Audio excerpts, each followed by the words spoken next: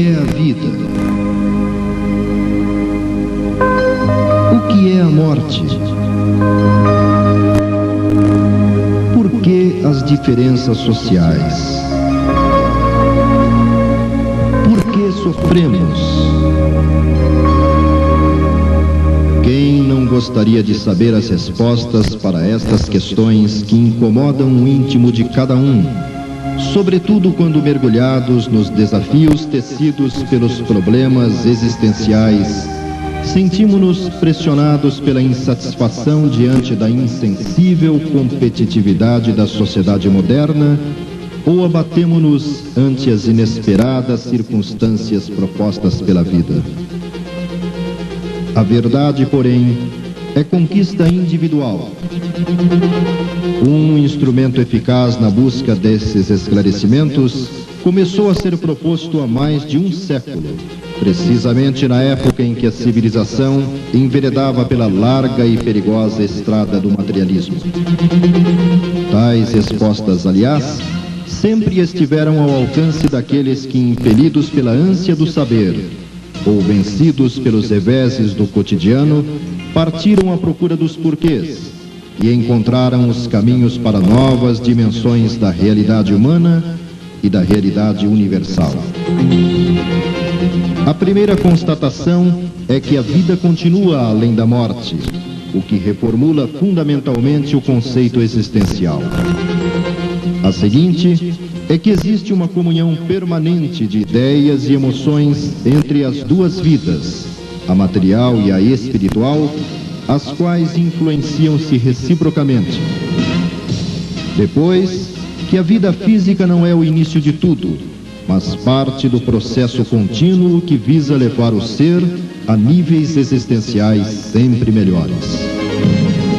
A seguir, que as ações criam reações no espaço e no tempo, levando o homem a sofrer as consequências de seus próprios atos. E os horizontes vão se alargando. Há um encadeamento total no universo, onde existem diferentes níveis vibratórios e infinitas formas de vida. Tudo isso entende-se conhecendo uma única doutrina, denominada Espiritismo. Sua definição, contida na introdução ao estudo da doutrina espírita, é que ele é a doutrina fundamentada na crença da existência dos espíritos e da nossa comunicação com eles. Mais que uma nova religião, ciência e filosofia de consequências morais. No livro O Consolador, o orientador espiritual Emmanuel, responsável pelas atividades mediúnicas desenvolvidas por Chico Xavier, diz: o Espiritismo não pode guardar a pretensão de exterminar as outras crenças, parcelas da verdade que a sua doutrina representa, mas sim trabalhar por transformá-las, elevando-lhes as concepções antigas para o clarão da verdade imortalista. Mas e os homens da ciência ante o Espiritismo? Segundo Kardec, em O que é o Espiritismo, as corporações científicas não têm e não terão jamais que se pronunciar sobre a questão. Não é mais da sua alçada decretar se Deus existe ou não. Portanto, é um erro fazer delas juízes. O Espiritismo é uma questão de crença pessoal, que não pode depender do voto de uma assembleia, porque esse voto, mesmo favorável, não pode forçar convicções. Quando a opinião pública estiver formada a respeito, os sábios, como indivíduos, a aceitarão pela força das circunstâncias. Deixai passar uma geração e com ela os preconceitos do amor próprio em que se obstina, e vereis que ocorrerá com o Espiritismo como ocorreu com tantas outras verdades que se combateu e que agora seria ridículo pô-las em dúvida. Hoje são os crentes que se chamam loucos, amanhã todos os que não creram, da mesma forma como se chamou de loucos outrora aqueles que acreditavam que a terra girava. Considerando que isso foi dito há mais de um século, constata-se que a previsão do codificador da doutrina estava certa. Cada vez é maior o número dos que se interessam pela proposta espírita. Há naturalmente os que ainda resistem no mundo habitado por criaturas que constituem uma variada escala de estágios evolutivos.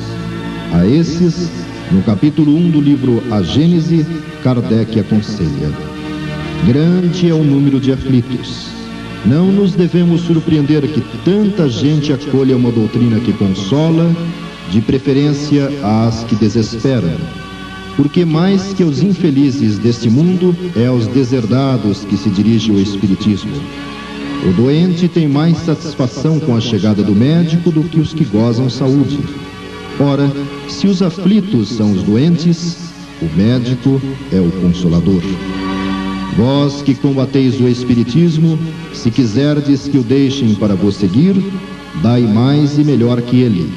Curai com mais segurança as feridas da alma. Dai mais consolações, mais satisfação ao coração, esperanças mais legítimas, certezas maiores.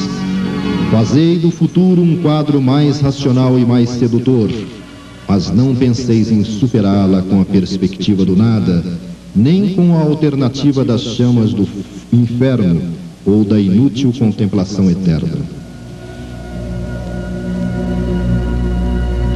Tratando de sua finalidade em O que é o Espiritismo, Kardec acentua: ele serve para provar materialmente a existência do mundo espiritual.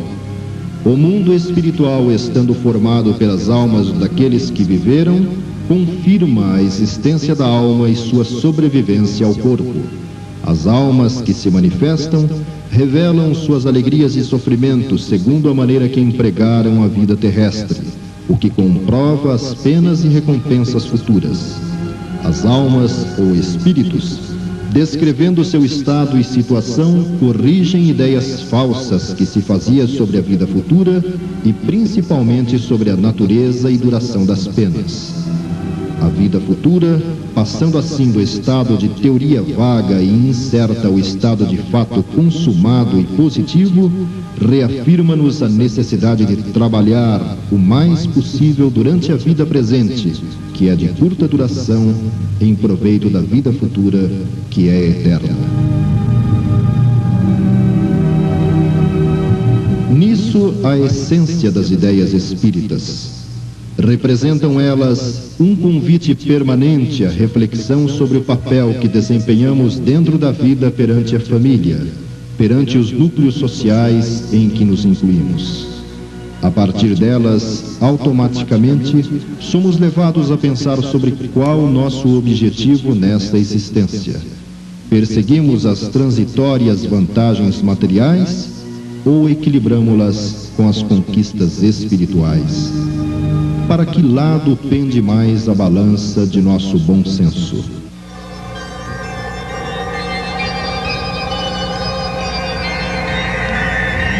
Como esperamos um mundo melhor se permanecemos estáticos ou impassíveis ante as nossas próprias necessidades de mudança?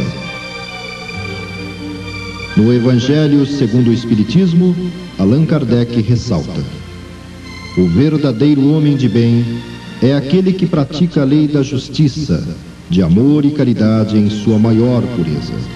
Se interroga sua consciência sobre seus próprios atos, pergunta a si mesmo se não violou essa lei, se fez o mal e se fez todo o bem que podia, se negligenciou voluntariamente uma ocasião de ser útil, se ninguém tem o que reclamar dele, enfim, se fez a outra em tudo o que quereria que se fizesse para com ele.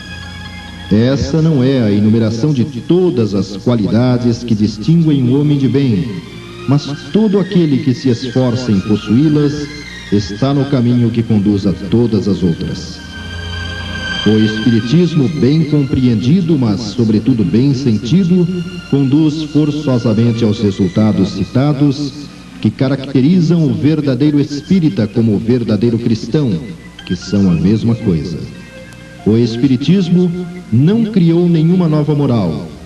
facilita aos homens a compreensão e a prática da moral do Cristo, dando uma fé sólida e esclarecida àqueles que duvidam ou vacilam. Reconhece-se o verdadeiro espírita pela sua transformação moral e pelo esforço que faz para dominar as suas más inclinações. Enquanto que um se compraz em seu horizonte limitado, o outro, que compreende alguma coisa de melhor, se esforça para dele se libertar e sempre o consegue quando tem vontade firme. Essa perspectiva deve servir como estímulo para nosso interesse em conhecer mais sobre o Espiritismo e as atividades desenvolvidas e inspiradas em suas propostas.